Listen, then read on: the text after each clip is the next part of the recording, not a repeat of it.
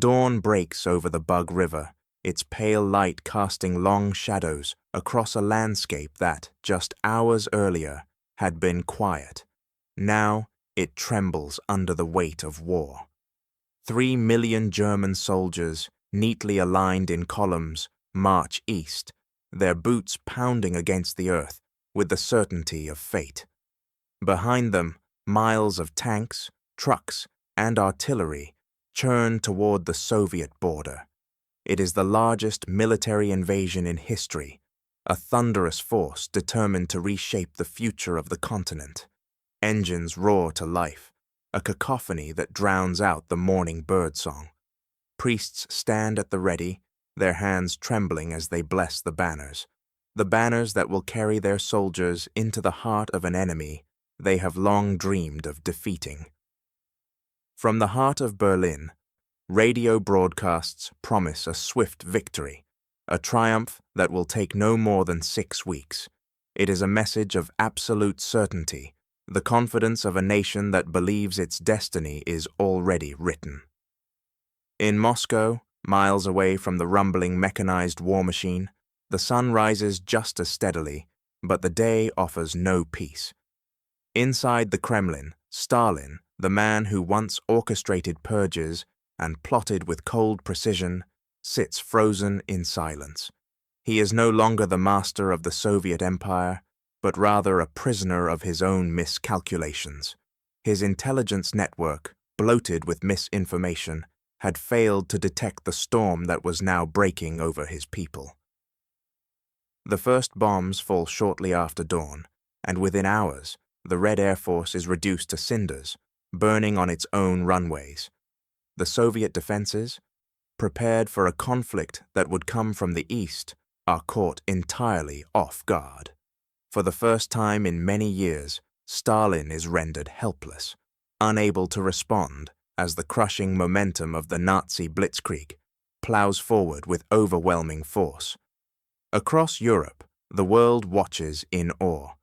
The sheer scale of the assault, the discipline of the German forces, their relentless push forward, these are things no one had ever thought possible. In Berlin, soldiers march with smiles on their faces, as though the war had already been won. In London, the air is thick with apprehension.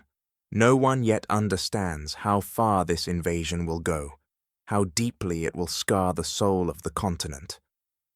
All they know is that the unstoppable momentum of the German war machine has become a terrifying reality. But what no one knows, not in Berlin, not in London, and certainly not in Moscow, is that within 6 months, this same military juggernaut will freeze in place. The turning point is yet unseen, buried in the coming winter's harsh embrace.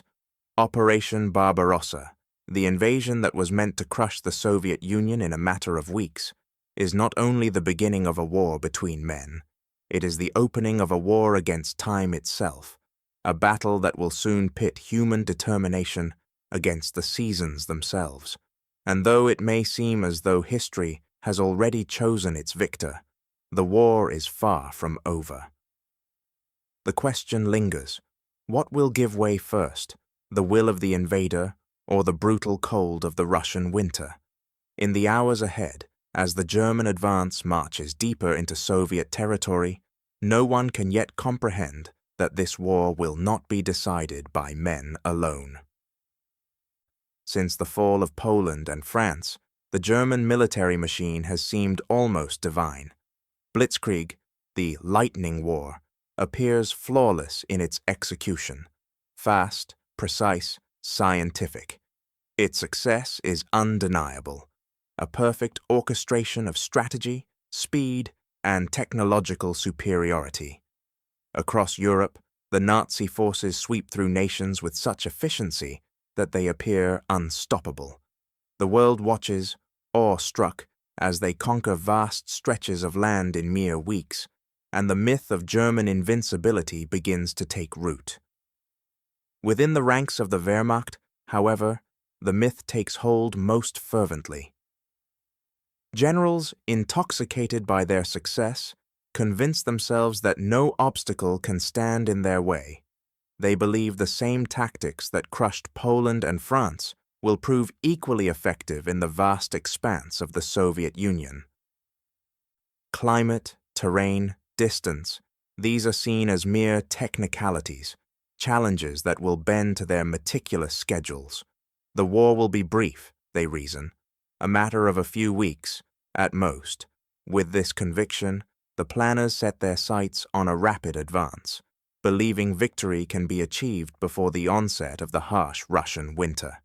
Quartermasters, tasked with ensuring that soldiers are properly outfitted, begin making decisions with the same certainty.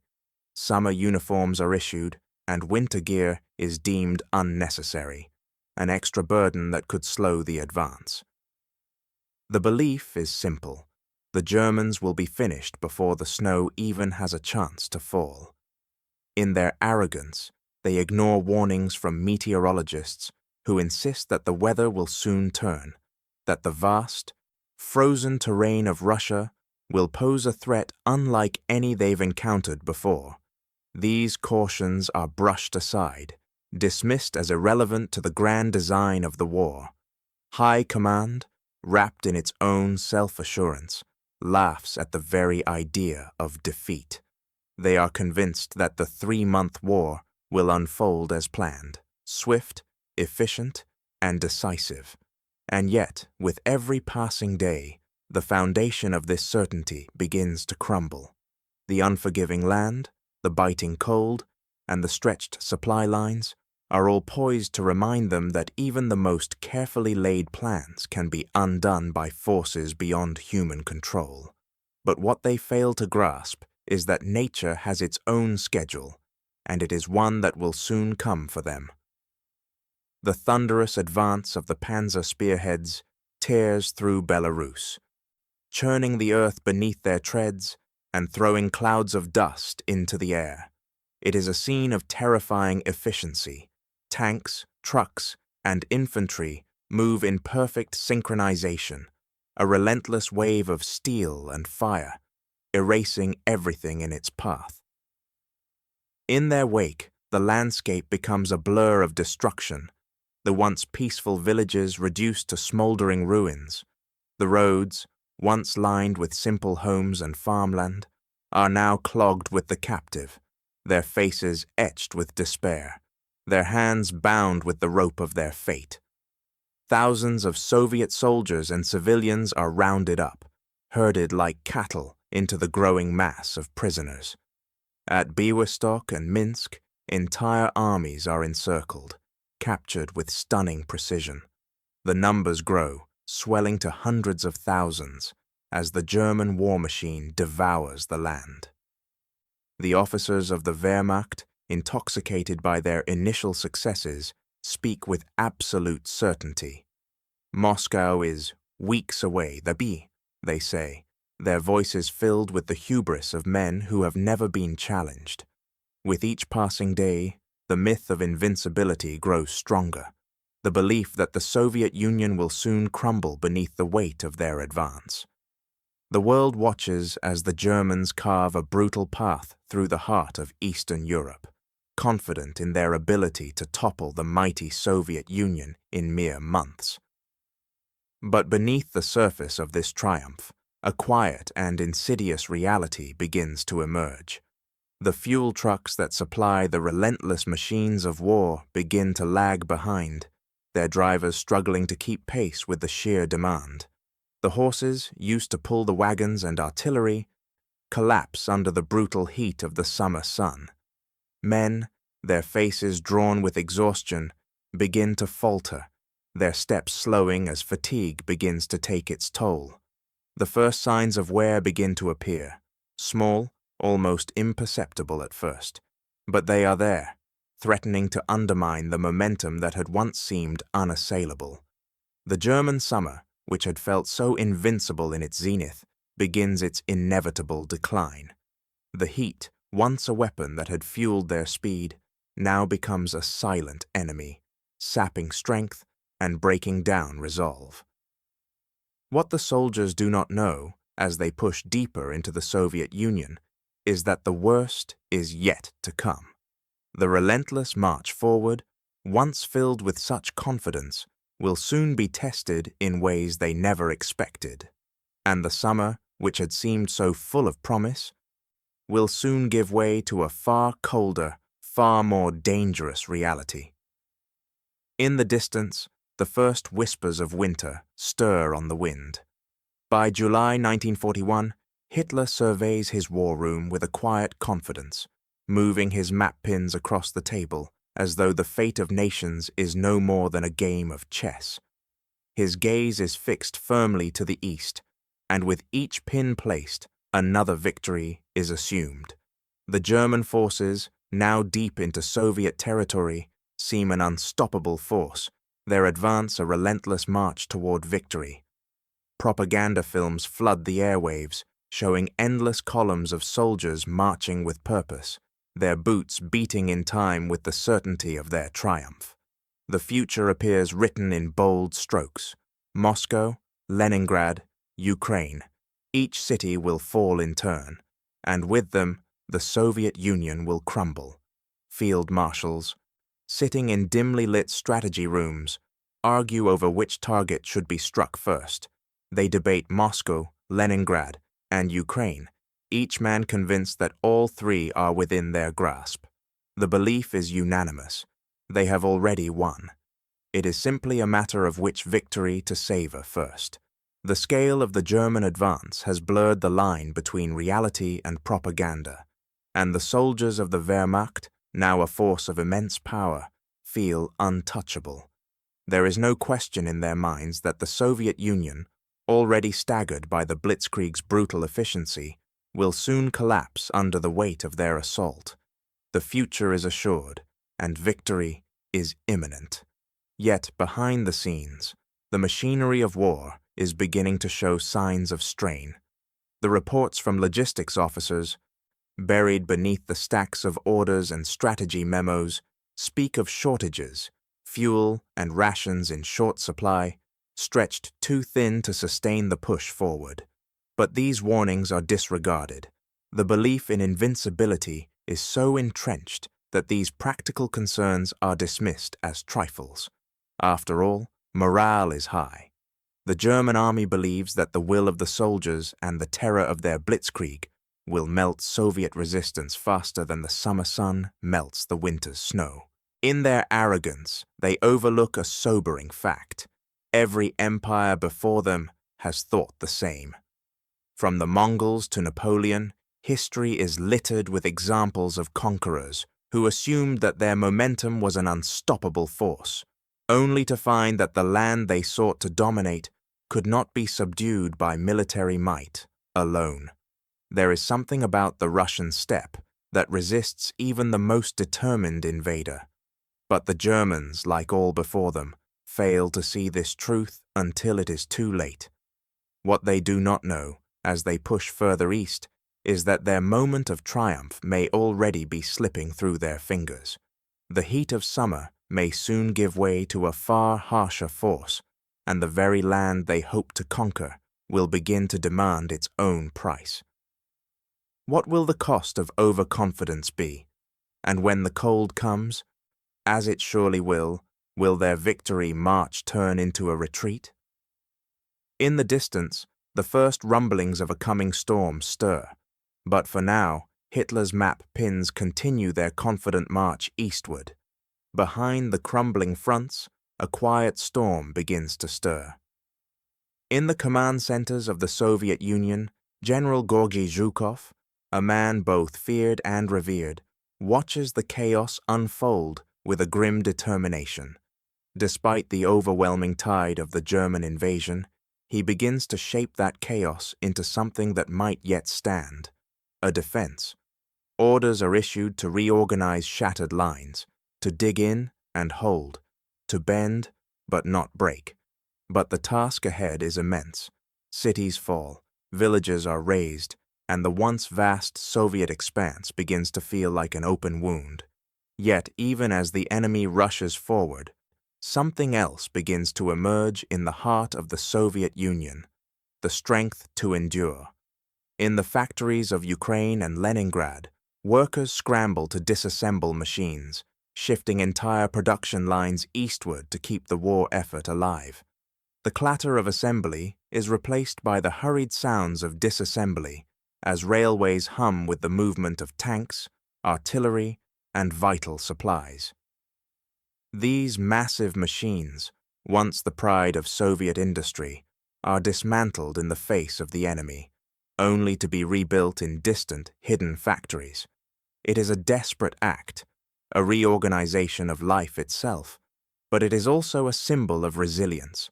The Soviet industrial complex is not defeated. It has only changed locations, retreating but not surrendering.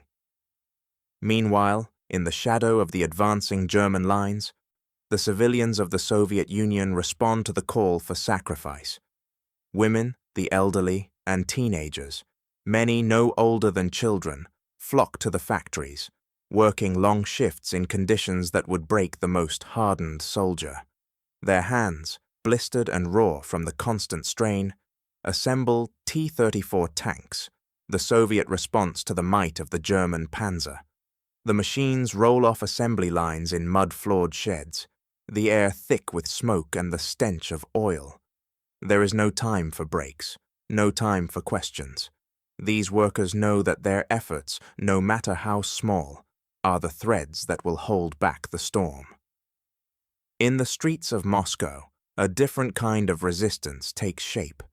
Volunteers, civilians, workers, soldiers gather in the heart of the city, digging trenches with their bare hands, constructing anti-tank positions in a desperate bid to keep the German war machine from reaching the capital.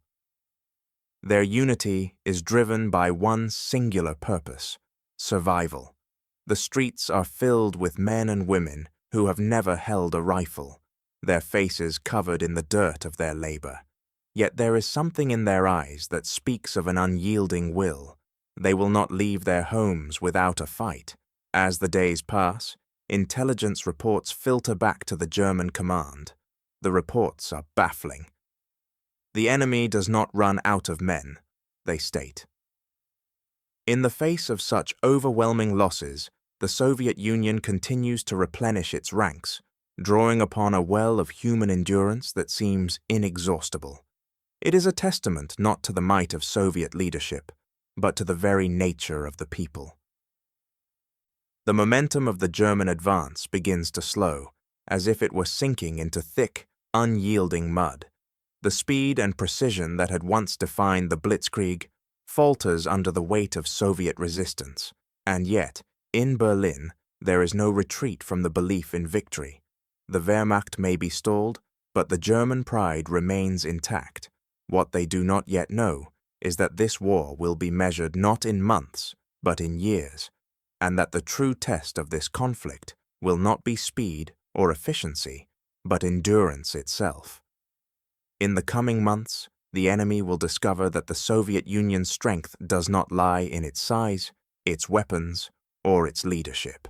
It lies in its people, and the very soil they stand upon. As winter's chill begins to settle in, the Germans will be forced to confront an unanticipated foe: the cold, the land, and the unshakable will of a nation that has yet to yield. The vast expanse of the Soviet Union stretches before the German army like an endless horizon, and with each passing day, the distance between victory and exhaustion grows. The panzers, once the tip of a spear cutting through Europe with incredible precision, now find themselves outrunning their own supply columns. What was meant to be a swift advance is turning into a perilous race against time. Hundreds of kilometers separate the tanks from their fuel, and the trucks that were once the lifeblood of their momentum now sit abandoned, their engines seized, their drivers hopelessly stranded. The very machines that had made their blitzkrieg so deadly are beginning to betray them. Horses, which had long served as the unsung backbone of the Wehrmacht's logistical operations, fall one by one, their bodies collapsing in the heat and dust of the unforgiving landscape. Each horse lost is another link in the fragile chain of supply that holds the whole operation together. Without them, the heavy artillery, the ammunition, and the food cannot be moved forward. The invaders, once so certain of their speed, now find themselves stumbling, their advance slowed by the most basic of necessities: fuel, water, and the strength to carry on. As the situation becomes dire, German commanders make a grim decision. Fuel must be taken from the enemy. But even as they conquer territory, the Soviet Union fights back with an unseen fury. Partisans, small bands of guerrilla fighters, work in the shadows, cutting rail lines and sabotaging supply routes under the cover of night. These attacks are not grand in scale, but they are relentless, wearing down the German forces bit by bit, forcing them to divert precious resources to protect their already stretched supply lines. Despite the mounting challenges, the orders from Berlin remain unchanged. Commanders push forward, their voices echoing through the ranks with the same defiant confidence. Moscow by October. It is an order that ignores the growing signs of strain. They believe in the timetable, the myth of the 3-month war, and they refuse to acknowledge the reality that their victory march is being slowed by forces far beyond their control. The men who believed they could conquer a continent in a matter of weeks now find themselves bogged down by the very weight of their ambition. As August stretches on, the first whispers of autumn begin to settle in. The temperature drops, and the rain begins to fall in torrents. The once dusty roads, which had turned into narrow lifelines, now transform into quagmires of mud. Tanks, their engines strained by relentless movement, become mired in the earth. Soldiers, drenched to the bone and covered in grime, struggle to push forward, their resolve tested by the elements. The victory schedule that had once been so precise now seems laughably unattainable. The German timetable dissolves into the muck of the Soviet landscape. But what they did not anticipate in their focus on speed and power was that the very land they sought to conquer would not simply bend to their will. The mud, the rain, the endless supply shortages, these were not obstacles to be overcome in days or weeks. They were the true face of the Soviet Union, and with every passing day, the Germans would come to understand that time was not on their side. Their advance was no longer a matter of timing or strategy, but of survival. And yet, even as their momentum falters, the order is still the same: push forward. But what they did not know was that the enemy, whose resistance they had underestimated, had only just begun to fight back in ways they could never have imagined. By October, the landscape that once seemed like a vast highway for the German advance becomes a monstrous obstacle. The steppe, so wide and open, turns into liquid clay, a treacherous mire that swallows the invaders' machines whole. Tanks, once the spearheads of the blitzkrieg, now find themselves immobile, their treads helpless in the soft, waterlogged earth. They sink deep, their turrets just visible above the surface, like beached whales waiting for a tide that will never come. The sheer weight of the war machine, once so unstoppable, now becomes its greatest liability. Each tank, each truck, each artillery piece, once the epitome of German might, becomes a victim of the very ground they had hoped to conquer. The columns of men and machines, which had once surged forward at breathtaking speed, now crawl at walking pace. What was supposed to be a rapid advance, a blitzkrieg through the heart of the Soviet Union, has stalled in the muck. Soldiers, once filled with the arrogance of victory, now find themselves dragging their vehicles by hand, their boots sinking deeper into the mire with every step. They push trucks, their bodies bent under the strain, fingers raw from the effort. With each tug, the ground seems to resist more, the clay pulling back as if unwilling to let go. The sound of scraping metal, of frustrated grunts, fills the air, but progress is slow. Progress is dying.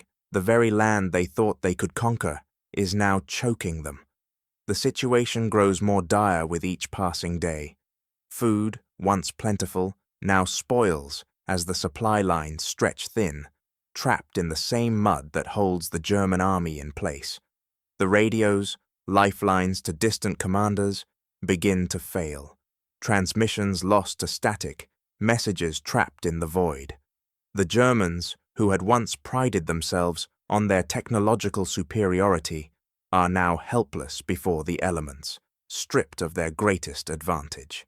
The men, exhausted from days of struggle and the constant, oppressive pull of the earth beneath them, begin to crack.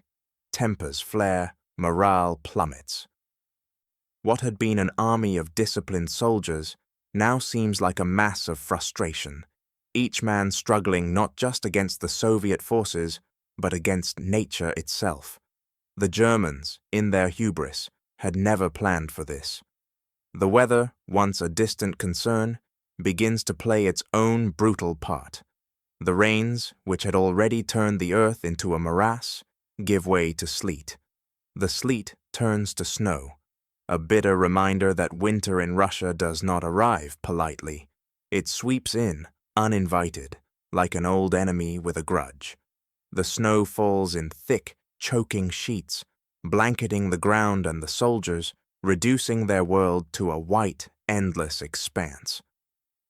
What had been a landscape of brown and gray is now blinding white, the cold seeping into the bones of the men who have spent weeks already battling the earth beneath them.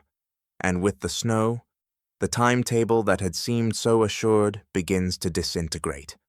The Germans, who had once believed that Moscow would fall by October, are now confronting the brutal reality that time has run out. The ground, the weather, the terrain, all are conspiring against them. What had been a fast, efficient march has become a slog through mud, snow, and ice, and with every step forward, the Germans lose more of their advantage. The Soviet Union, long written off as an easy conquest, is proving to be more resilient than they ever could have imagined. The timetable that Berlin had once set is no longer relevant. The war, it seems, is no longer a matter of time, but of endurance. As the German forces grow more desperate, their once unshakable belief in victory starts to crumble. The logistics of the war have become as much a battle as the soldiers on the front lines, and in the distance there is no end to the mud, no end to the cold, only the promise of more suffering, more resistance. The Soviet forces, though battered and weary, know one thing: they have the land on their side. The war has become a struggle for survival, and the German timetable, once so confident, has already ended.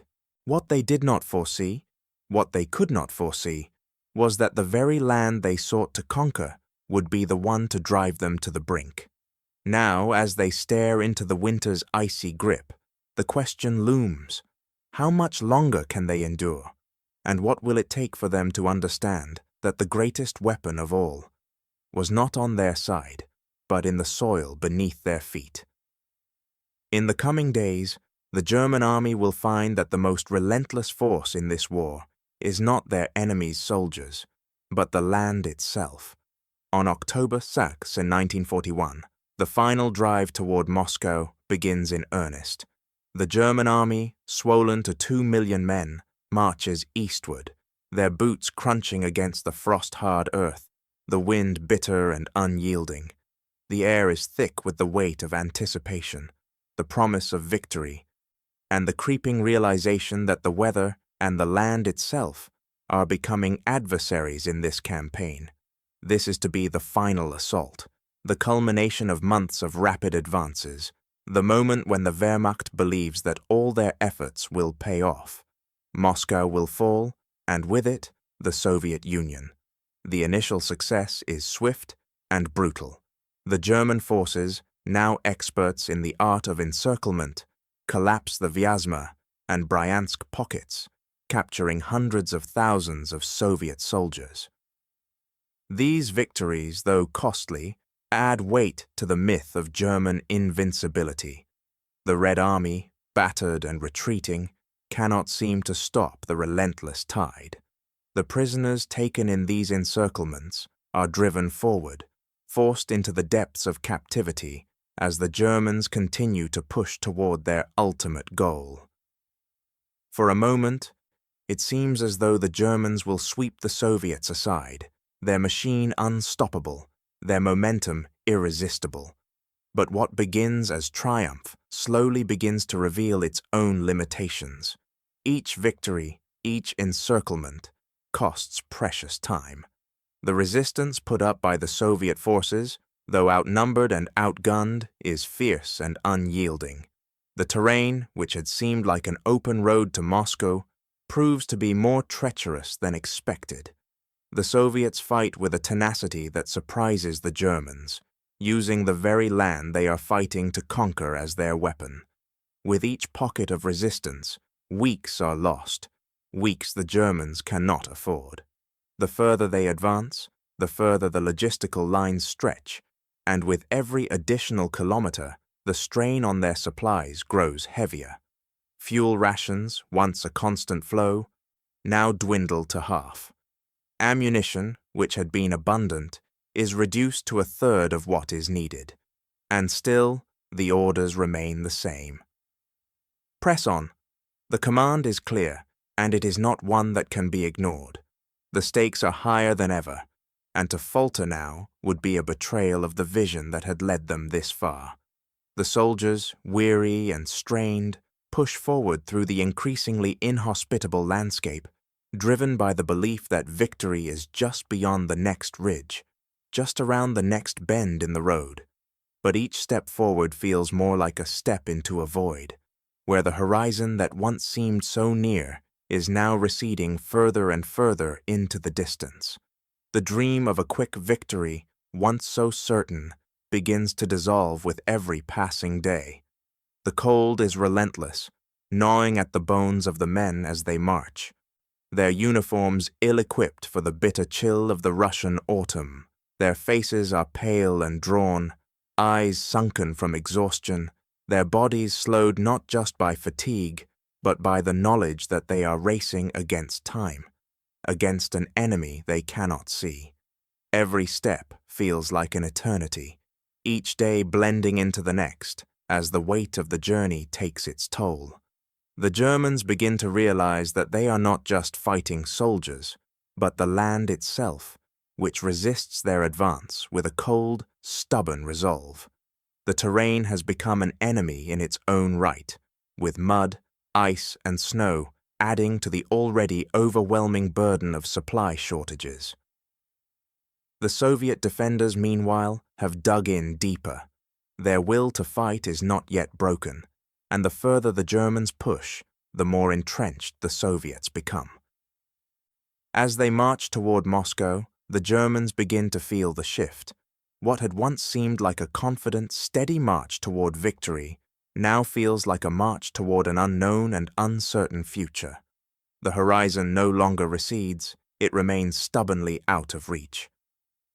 As the German army pushes onward, there is a growing sense that they are marching toward a final reckoning, one that will not be decided by the speed of their advance or the size of their armies, but by something far deeper, more resilient. Moscow is no longer just a city to be captured. It has become a symbol of the resolve of a people and the last great challenge for the invaders. But what they didn't know was that the war had already shifted, and they were moving toward a fight that would stretch the limits of their strength and willpower in ways they had never anticipated.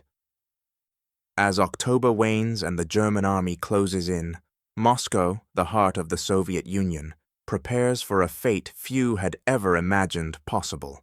The city, once vibrant with the ambitions of Stalin's regime, is now bracing itself for the full force of war. In the narrow streets and grand avenues, citizens move with grim determination, evacuating what can be saved. In a rush of cold efficiency, archives and priceless art are removed from their resting places, sent westward to be hidden from the advancing Nazis. The weight of history, paintings, books, documents that speak of centuries of Russian culture, are packed and carried by hands, trembling from fear and the bitter winds of autumn. The city itself, its heart beating with the pulse of millions, begins to empty as civilians flee to the countryside, their faces drawn with the certainty that Moscow's fall is all but inevitable. But in the silence of this exodus, other preparations are underway. Across the city, factories operate in strict blackout, their lights dimmed to conceal them from the German bombers that circle like vultures overhead. In the dim, flickering light of these factories, Soviet workers toil day and night, assembling ammunition, repairing guns, and producing the tools that will keep Moscow alive. It is a grim task, and the people working these factories know that their labor may be their last. Still, the work continues with an intensity born of necessity. The hum of machinery is joined by the constant clatter of rifle butts against the ground, the rhythmic sound of a city steeling itself for what it knows will come. Moscow may fall, but its defenders will not do so quietly. In the midst of this frantic preparation, General Georgy Zhukov arrives from Leningrad, a man whose name is now synonymous with Soviet resolve. He has been summoned to organize the final defense of Moscow. With his reputation as a brutal and effective leader, Zhukov brings with him the harsh, unwavering discipline required to hold the line against the impending onslaught. He surveys the terrain, the infrastructure, and the pockets of resistance already forming in the city's outskirts. The orders are simple and terrifying. Moscow must be defended at all costs, no matter the price. And yet, even Zhukov knows that the challenge ahead is immense, perhaps insurmountable. But retreat is not an option. As the German army continues its relentless march, the temperatures in Moscow plunge to below 30 degrees Celsius. The biting cold creeps into every corner of the city, freezing not only the hearts of those who fight to protect it, but also the very machines of war that have brought the Germans this far. Oil freezes in gun barrels, turning weapons into useless blocks of ice. Tanks, which once glided over the Soviet terrain with mechanical ease, are now slowed by the cold, their engines sputtering and stalling in the depths of winter. The Russian winter, once considered the ally of the Soviets, is now taking its toll on both sides. The Germans, who had expected to capture Moscow in weeks, now find themselves caught in a battle against the seasons themselves. Meanwhile, German patrols, moving cautiously through the snow-covered landscape, begin to glimpse the Kremlin spires through the swirling snowflakes. For a moment, the soldiers think they are nearing their prize, the heart of the Soviet Union, the jewel that will break the resistance. The Kremlin stands against the white horizon, a symbol of the Soviet state. Yet, even as they advance, the men in the German ranks cannot help but feel an uncanny chill. The capital is close, but it feels elusive, as if the very air around it conspires to keep it just out of reach. Inside Moscow, the capital trembles under the weight of the oncoming storm, but it does not fall. The city, surrounded by trenches and barbed wire, stands like a fortress. Each step the Germans take toward it feels more like an eternity, the snow thickening and the cold growing fiercer. In the streets, men and women dig in their heels, determined to defend what they can, with whatever means they have. The city is more than a military objective now. It is a symbol of Soviet defiance, and its fall would mark the end of the Soviet Union's ability to resist.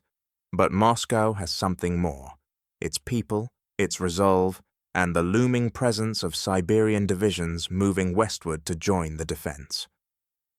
From the east, beyond the Ural Mountains, fresh divisions are arriving, Siberian troops, seasoned by the harshest conditions, and hardened by the brutality of the Eastern Front. These soldiers, who have fought in the deep cold of Siberia, are a force the Germans can scarcely comprehend. They are not the men who faltered in the face of the Nazi blitzkrieg. They are men shaped by the very land itself, capable of enduring the unendurable. As the Siberian divisions begin to move westward, the Germans, who once felt so certain of their victory, now realize that Moscow's fate may not be decided in the way they had imagined. What the Germans did not know was that the resolve of the Soviet people and the land they fought to protect would soon rewrite the fate of the war. Moscow, a city on the edge of collapse, would become the crucible in which the future of the conflict would be forged. December 1941 ushers in a winter unlike any in living memory. The cold seeps into every corner of the Soviet Union, settling over the land like a shroud, merciless and unforgiving.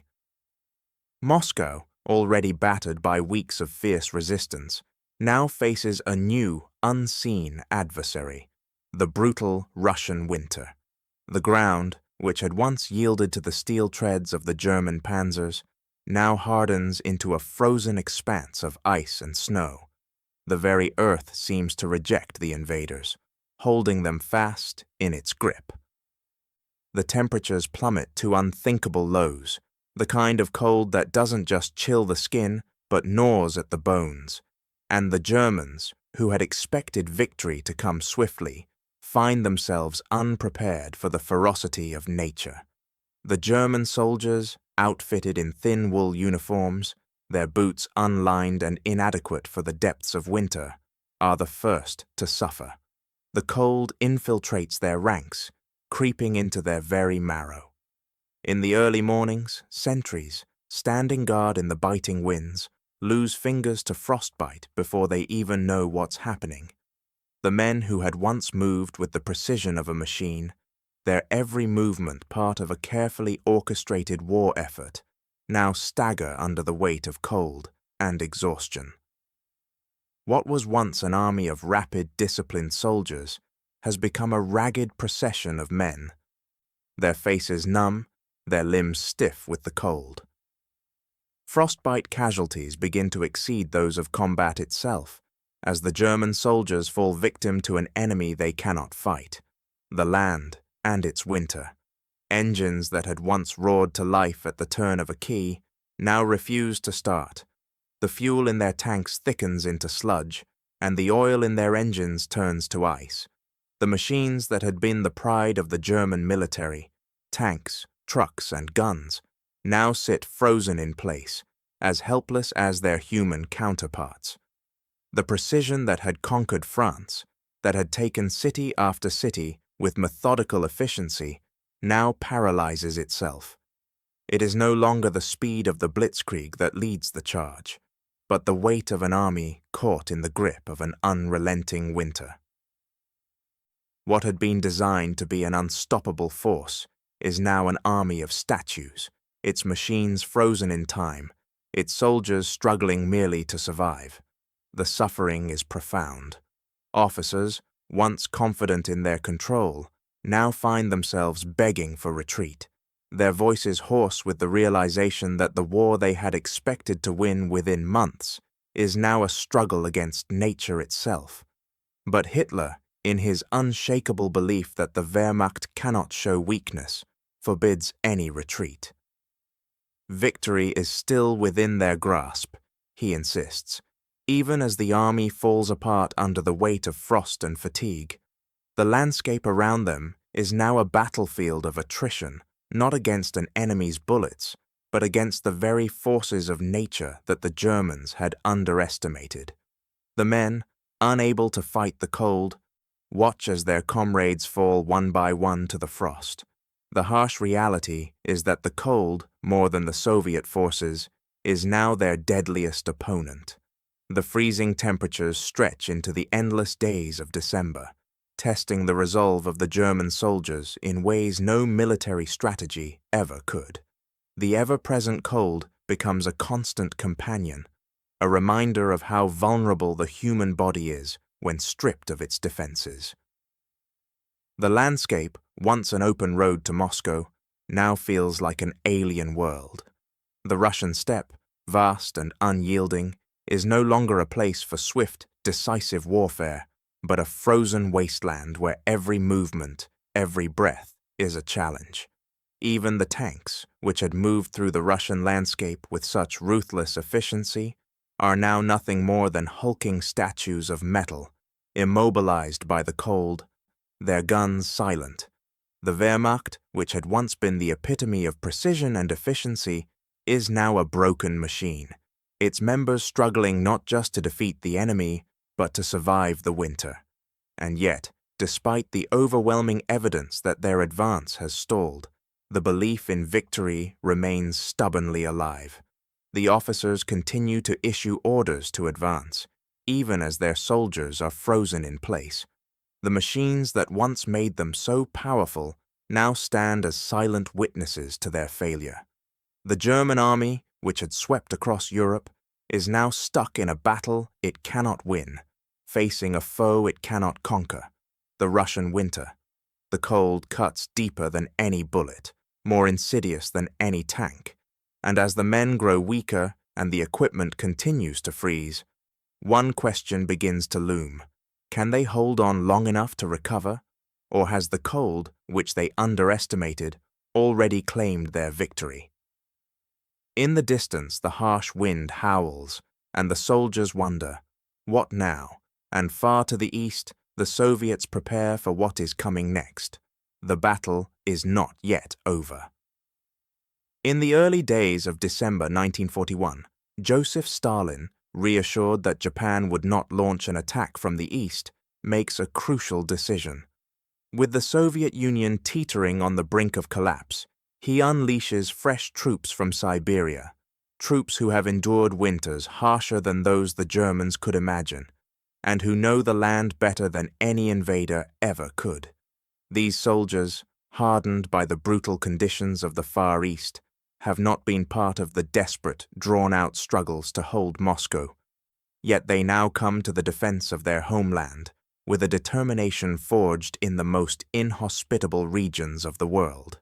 Ski brigades, well versed in moving across the snow-covered steppe, advance swiftly, their movements as smooth as they are brutal.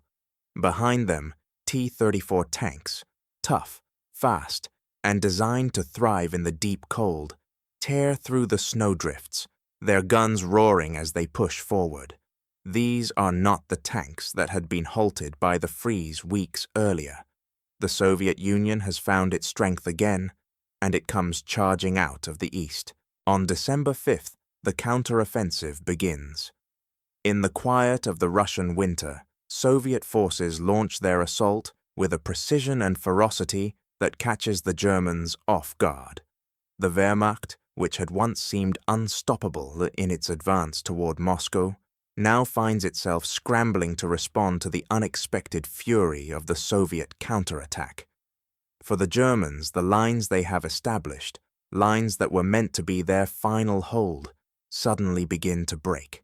The previously confident soldiers who had been digging in for what they believed was a victory now find themselves retreating, with panic quickly replacing the orders of commanders. The very ground they had fought so hard to capture becomes a treacherous trap as Soviet forces surge forward and German positions collapse under the weight of the attack. The myth of invincibility, once so firmly embedded in the psyche of the Wehrmacht, is now shattered. It is no longer the Germans who are driving the fight. It is the Soviets who are pushing them back. The break in the German lines is not a small breach, but a collapse, a rout that spans across 1,000 kilometers of frozen land. The retreat is not orderly, but frantic. Men who once marched with discipline now flee with fear, their backs to an enemy they had once dismissed as inferior. The ground, which had once been the terrain of German ambition, becomes a theater of disaster. The Soviet forces, moving with speed and resolve, cut off the German escape routes, forcing soldiers to abandon tanks, weapons, and supplies as they retreat toward positions that are rapidly becoming untenable. The Germans, who had once thought the Soviet Union would crumble beneath the weight of their superior forces, now realized the depth of their miscalculation. The Russian winter, which they had hoped to conquer, has instead become their worst enemy. The land, unforgiving and vast, has exacted its price. As the retreat turns into rout, German generals, meeting privately in their command centers, begin to admit what they had long refused to acknowledge. They have underestimated both the men they are fighting and the climate that holds the land together. The scale of their failure becomes undeniable. The forces they sent to invade Moscow, confident that the Soviet Union would soon collapse, are now fighting for their very survival. The myth of German invincibility, built on the blitzkrieg victories in Poland, France, and the Low Countries, has dissolved in the snow and mud of Russia. The same precision and efficiency that had once defined the Wehrmacht now seem like distant memories, a ghost of the past. What remains is an army fractured by its own hubris, unable to comprehend the scale of the Soviet response. The retreat of the Germans marks the beginning of a dramatic shift in the war. The vast distances of the Soviet Union, the relentless cold of the Russian winter, and the fierce determination of the Soviet people have turned the tide. What had seemed like an unstoppable advance is now a panicked retreat, as the German army is pushed back across the land they had hoped to conquer. Moscow, which had seemed poised to fall, now stands as a symbol of Soviet endurance, a city that would not bend to the will of invaders. The retreating Wehrmacht finds itself faced with the bitter truth. The war in the East is far from over, and the Germans will have to face the same forces that had once crushed Napoleon's Grand Army: the cold, the land, and the unyielding will of the Soviet people. The myth of German invincibility, once so firmly established, now lies in tatters.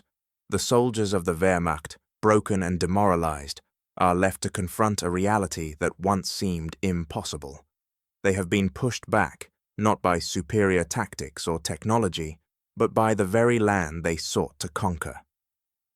As they retreat toward the west, the question lingers in the frozen air.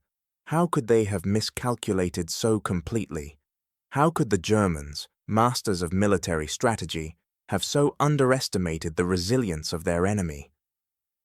In the distance, the Soviets prepare for the next phase of the war, their soldiers invigorated by the victory. But what the Germans did not know, as they fled toward the west, was that the weapon they had mocked, the land itself, would soon erase their advantage entirely. The cold winds of winter are now not only sweeping across the Russian landscape, but seeping into the very soul of the German campaign. In the high command rooms, where once strategic discussions turned to frantic arguments, Adolf Hitler's patience finally snaps. Frustrated by the stalled progress and mounting losses, he dismisses his generals with the same callousness that he had once reserved for the enemy. He takes control not as a strategic mastermind, but as a man consumed by his own hubris and rage. His order is simple, direct, and unwavering. Not one step back. This declaration, more a personal affront than a military strategy, echoes a stubbornness that Hitler had mocked in others, an unwillingness to retreat, no matter the cost. What had once been a directive aimed at swift victory has now become a desperate attempt to salvage a crumbling war effort. His generals, who had warned of the perils of a prolonged campaign and the ever-deepening winter, are overruled, left to watch as the dictator leads them into the very abyss he had long dreamed of conquering. For Hitler, retreat is unthinkable. The idea of admitting failure is anathema to everything he has built his empire upon. But what he does not realize is that this decision, born of stubborn pride, will seal the fate of his army. As the Wehrmacht digs in, preparing for another assault on the still impregnable Moscow, the men of the German army find themselves in conditions that would have once been unimaginable. The ground, frozen and unyielding, makes even basic survival a battle. Divisions that had once stormed across Europe with mechanical precision now scrape at the permafrost with bayonets, trying in vain to carve out positions in a land that refuses to give way. Each hole dug is a small victory in a war where every movement feels like a struggle against nature itself. The soldiers, numbed by the cold, work not just against an enemy, but against the land that has become their greatest adversary.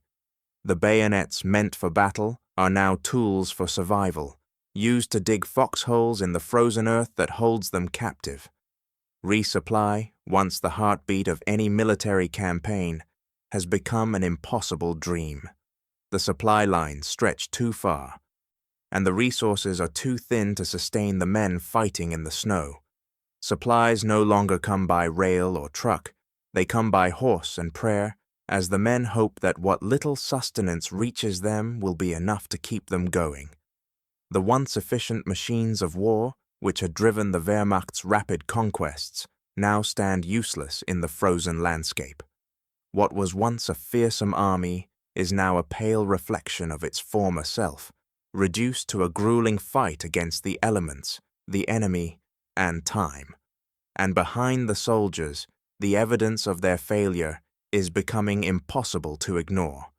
Frozen corpses, once comrades in arms, remain standing upright in the snow, abandoned by the very army that had once moved through Europe like a force of nature.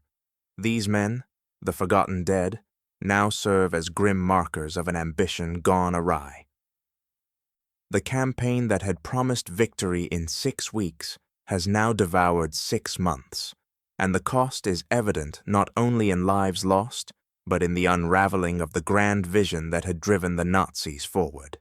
What began as a lightning-fast advance into Soviet territory has become a quagmire of desperate defense and futile assault. The German army, once the pinnacle of military might, is now a hollow shell, its ranks thinned by casualties, exhaustion, and the unyielding cold. The High Command, which had once plotted each move with precision, now watches as their plans fall apart in real time. Hitler's determination to press forward, despite all evidence to the contrary, has become an anchor around the army's neck. His orders to push on, to hold the line no matter the cost, are now seen less as military strategy and more as blind obstinacy, a refusal to accept the reality that victory is slipping further and further from their grasp. The Eastern Front, once the stage for German triumph, is now a graveyard of ambition. The very soil of Russia, which the Nazis had hoped to claim, has turned against them. It is not just the land that resists their advance, but the very spirit of the Soviet people, who refuse to yield. What had begun as a war of conquest, built on the belief that the Germans would easily overwhelm the Soviet Union, is now a long, brutal conflict that tests not just the resolve of the armies, but the very limits of human endurance.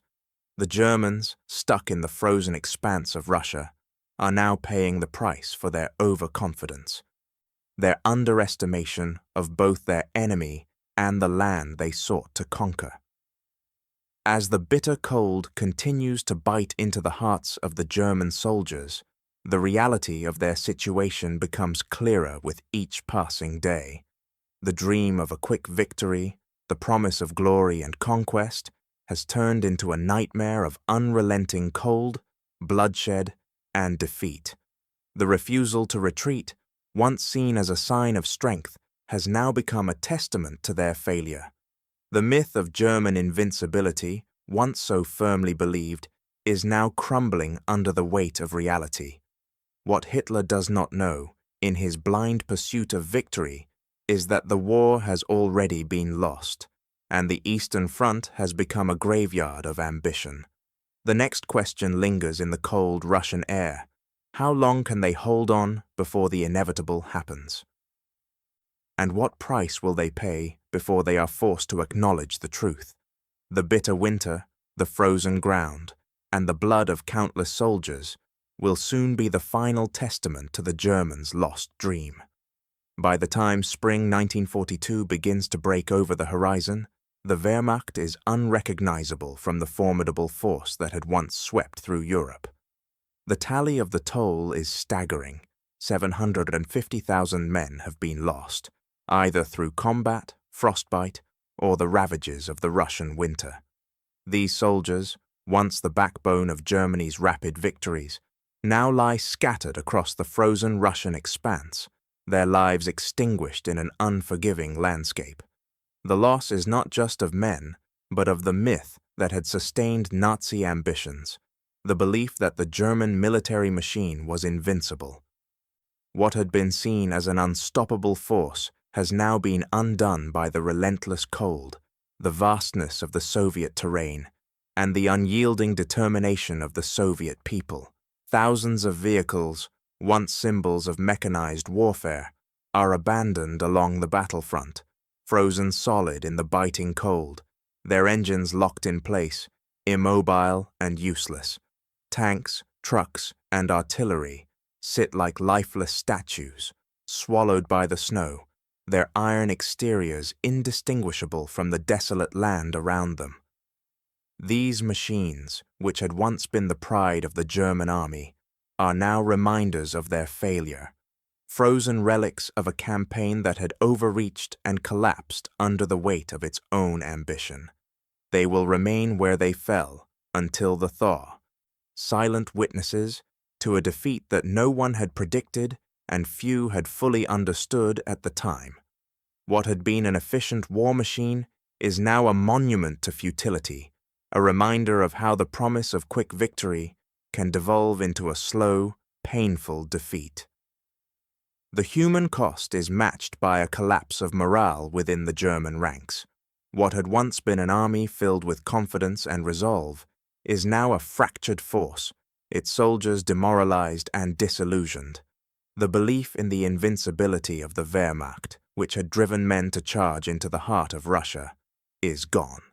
The cold, the hunger, the loss of comrades, they have shattered the spirit of the German soldiers. No longer do they march with the certainty of victory in their hearts. Now every step feels like a march toward defeat.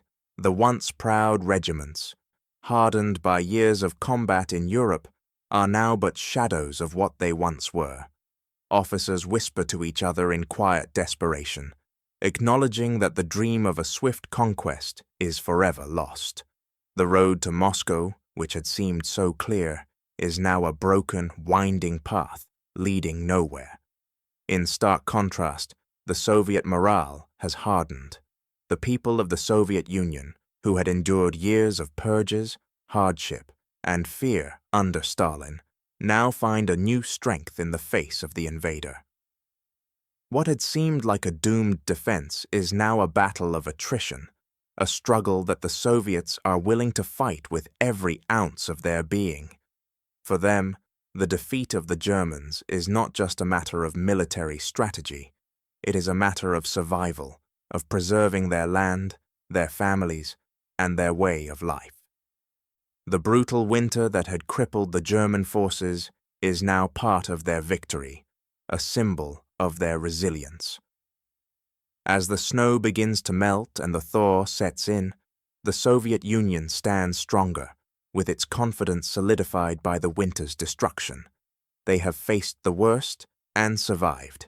Now, they are ready to fight back. The strategic initiative, which had been firmly in German hands, now shifts irrevocably to the Soviets. The Wehrmacht's defeat at the gates of Moscow signals the beginning of a new chapter in the war, one in which Germany will no longer have the upper hand. The German army, which had once been defined by its speed and precision, is now on the defensive. As the Soviets regroup and rearm, the shape of future offensives takes form. Stalingrad, Kursk, and the battles to come will follow a pattern set in motion by the freezing defeat at Moscow. The Germans will continue to attack, but the Soviet Union will endure, digging in, fighting back, and forcing the invaders to pay for every inch of ground they take. The war in the East, once seen as a short, decisive campaign, is now a protracted, grinding struggle. The seasons have chosen their side. The winter has spoken, and it has sided with the Soviet Union. The Germans, caught in the unforgiving grasp of the Russian landscape, will soon find themselves fighting not just against the Red Army, but against time, weather, and the resilience of a nation that has refused to surrender. The tide has turned, and the shadow of defeat looms over the Wehrmacht, just as the first whispers of a new Soviet offensive begin to take shape on the horizon. But what the Germans did not yet realize is that this war was no longer just about victory. It had become a battle for survival, and the Soviet Union was more than prepared to meet them head-on. Historians would later call it the oldest era in warfare, the failure to respect the severity of the Russian winter. In 1812, Napoleon Bonaparte had suffered a catastrophic defeat as his Grand Army, once unstoppable, was destroyed by the frigid expanse of Russia. Almost a century and a half later, Adolf Hitler would repeat the same mistake, underestimating the land, the elements, and the sheer will of the people he sought to conquer. The cold that crushed Napoleon's army would now turn its icy grip on the Wehrmacht, a fate that history seemed to have preordained, but one that the Germans, in their arrogance, refused to acknowledge. The lessons of the past were forgotten, dismissed as ancient missteps that had no bearing on modern warfare. What science, careful planning, and technological superiority could not overcome was the humility to recognize nature's power and its ability to turn the tide of war. For months, the Germans pushed forward, confident that the Soviet Union would crumble as swiftly as their previous conquests. Their belief in the invincibility of their strategy and the superiority of their machines blinded them to the most basic reality. The land they were invading was unforgiving, and the season they had chosen to fight in was nothing short of brutal. Winter in Russia is not a mere inconvenience, but a force in its own right, one that no amount of planning or weaponry could defeat.